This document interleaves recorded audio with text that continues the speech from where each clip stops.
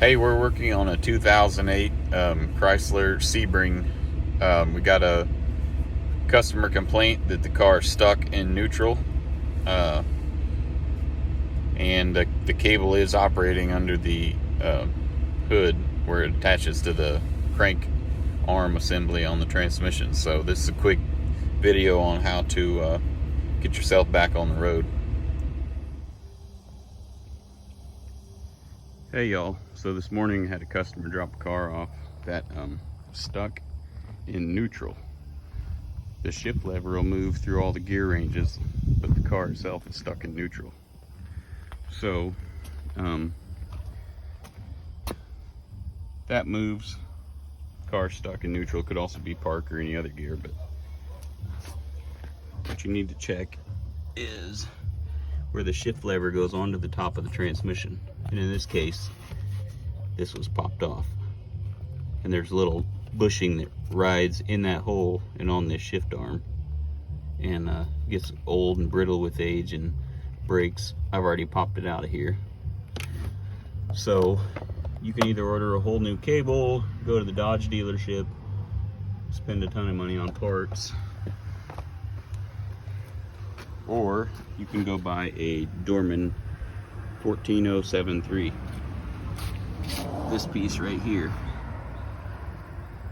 this slips over the little stud on the shift arm. This retaining ring locks on above it in that groove. This is the factory piece that come off. It was totally split and broke. It was broken in half. I just super glued it back together to see what it's supposed to look like. So that is the replacement for it. It'll have a tiny bit of slop in it, a little more than factory, but most O'Reillys have that in stock, and they don't have anything else for the actual car. So this is super cheap, easy repair to get you back on the road. I'll show you when it's put back together.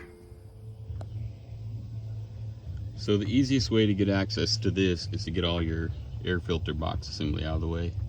Otherwise it's hard to get down in there. I've already loosened all this stuff up. First you're going to get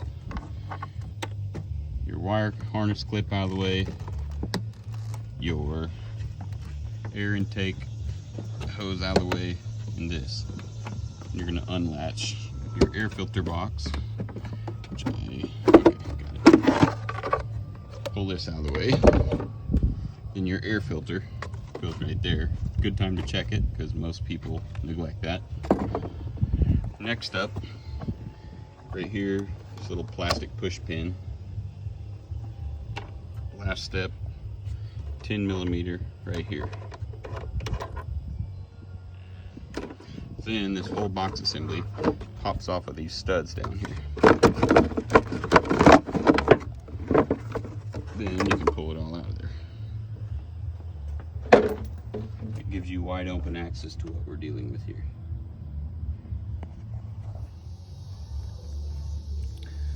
So this is how this goes on there. This pops right down on the stud. I would recommend getting like a narrow board from above and popping it down on there. It takes a little bit of force to snap that down onto that stud. And also when you do that, put something underneath it here so you don't bend the shift arm. But wedge something there, a little block of wood or something, and then get another block of wood and push down, it'll snap on. So then you just take this piece, set it right on there. This is not the actual factory part, so it's gonna have a tiny bit of slop that the factory part would not, but this will get you back on the road and should work for a long time. I'm also putting a washer on top of this just to take up a little bit of the slack. Not necessary, but I'm gonna put it on there anyways. This lock ring snaps into the top. Got almost no play. And it should get you down the road and at a minimum hold you over until you can order the correct part through Mopar. Super easy fix. Get you back on the road and off the wrecker truck.